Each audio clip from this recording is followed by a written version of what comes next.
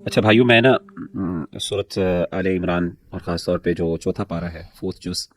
اس کی جو پہلی آیت جو ہے اس کو جب میں نے تلاوت کی اور اس کی میں جب تفسیر دیکھ رہا تھا تو ایک بڑا زبردست واقعہ آپ کے سامنے میں پیش کرتا ہوں۔ ماشاءاللہ معروف ہے لیکن عام طور پہ دوبارہ اس کی تذکیر کر لیتے ہیں۔ سیدنا ابو طلحہ انصاری رضی اللہ تعالیٰ عنہ، یہ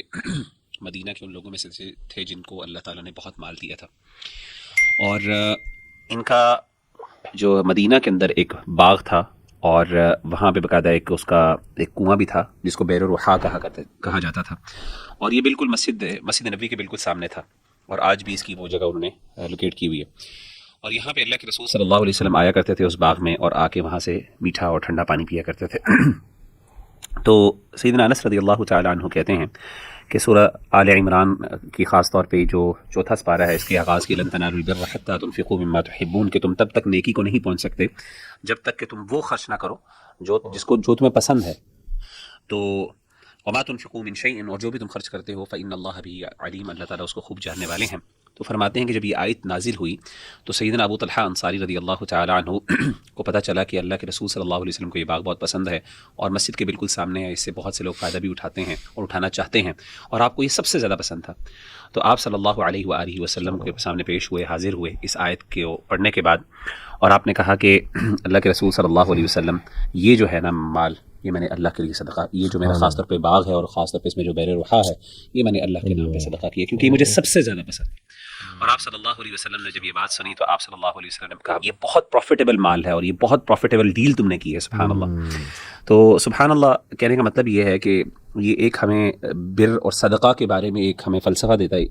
دیتی ہے آیت، کہ ہمیشہ صدقہ ایسے مال سے کرنا چاہیے جو انسان کو بہت پسند ہو۔ انفارچونیٹلی ہمارے ہاں رویہ یہ پایا جاتا ہے عام طور پہ صدقہ اس مال سے دیا جاتا ہے جو انسان کو سب سے زیادہ جو ردی مال ہوتا ہے، یعنی ہم چیزیں بھی اللہ کی راہ میں وہ دیتے ہیں جو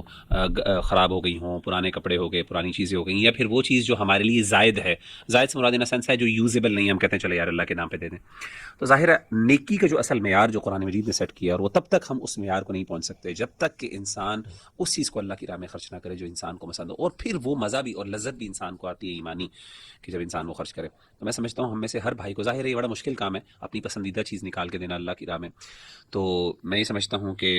ہر بھائی اور بہن کو اپنی زندگی کے اندر کچھ ایسی ڈیلنگز اور کانٹریکٹس اللہ کے ساتھ کرنے چاہیے جہاں پہ سب سے پسندیدہ چیز جو ہے وہ انسان اللہ کی راہ میں دے۔ اور اس میں سب سے بڑی بات میں سمجھتا ہوں کہ میرے لیے کہ انسان کی اولاد سب سے قیمتی ہوتی،